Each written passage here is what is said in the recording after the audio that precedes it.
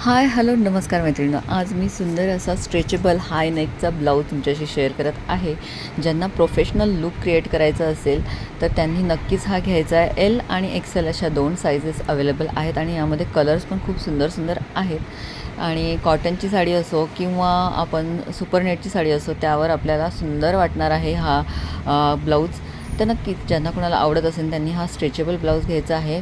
ब्लाऊजची price राहणार आहे ₹350 आणि आउट ऑफ महाराष्ट्र तुम्हाला ₹40 हा शिपिंग चार्ज द्यावा लागेल.